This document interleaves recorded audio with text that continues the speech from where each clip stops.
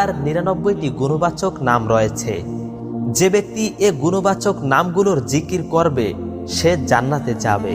সুবহানাল্লাহ। প্রিয় দর্শক, আপনার জীবনের অনেক কিছুই খুঁজে পাবেন আল্লাহর ৯৯টি নামের ফজিলাতের মধ্যে, যা আপনি অনেক জায়গায় খুঁজেছেন কিন্তু কোথাও পাননি। তাই অনুরোধ করছি ভিডিওটির শুরু থেকে শেষ পর্যন্ত দেখুন। চলুন মূল ভিডিওটি শুরু করা যাক।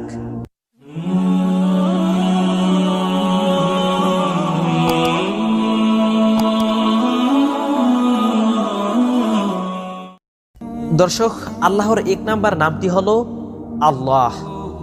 এর অর্থ আল্লাহ।